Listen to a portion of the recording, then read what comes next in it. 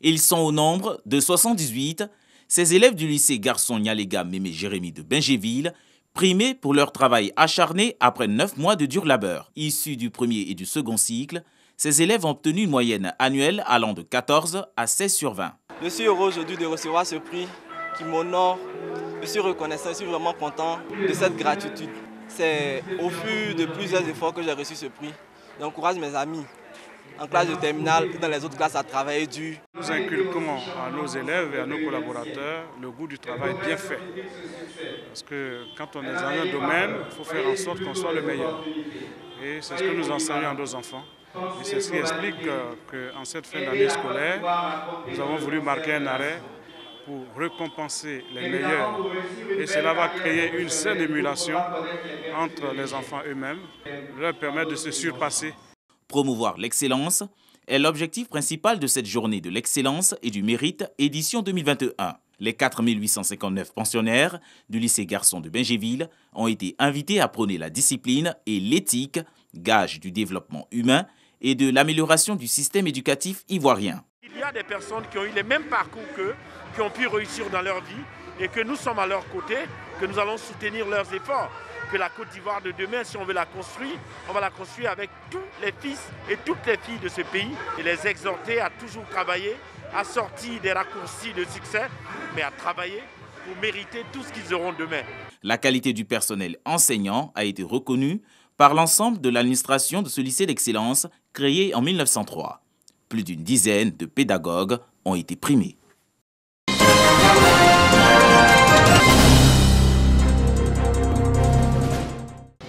10 régions de la partie nord du pays en consultation à Korogo à l'initiative du ministère de la Solidarité et de la lutte contre la pauvreté. L'objectif est de créer une plateforme d'échange et de réflexion sur des thématiques liées à la promotion de la paix et la résilience face aux effets néfastes du changement climatique. Pour réussir ce coup, le gouvernement a fait appel à des experts de l'Union africaine et de la CEDEAO. Après avoir suivi ces acteurs locaux qui ont parlé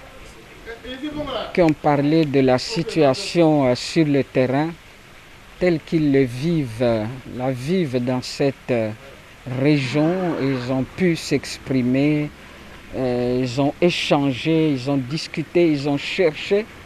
En fait, les causes, les attentes, c'est d'arriver à identifier les causes de ces vulnérabilités pour que finalement les partenaires puissent donner des réponses. Notons que la Côte d'Ivoire est le deuxième pays à bénéficier de ce type de consultation, mais avant, ces experts de la paix et du développement économique étaient au Ghana.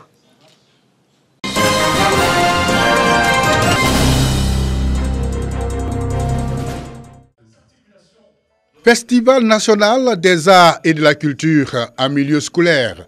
C'est parti pour l'édition 2021 et c'est la ville de Bouaké qui abrite l'événement. Une compétition mettant aux prises les établissements primaires et secondaires des 36 directions régionales de l'éducation nationale et de l'alphabétisation. Plusieurs disciplines au menu de ce concours, entre autres la poésie, le théâtre, la danse, la cuisine et le tissage des pagnes. Tous ensemble pour une école compétitive, creusée de civisme et de cohésion sociale, thème autour duquel les phases finales se déroulent. Cette année, la compétition connaît une particularité. Nous parlons aujourd'hui de résurgence de plusieurs types de coronavirus. Donc nous sommes partis d'à peu près 1200 festivaliers à 650 festivaliers et nous avons réduit aussi la période de déroulement de 6 à 4 jours.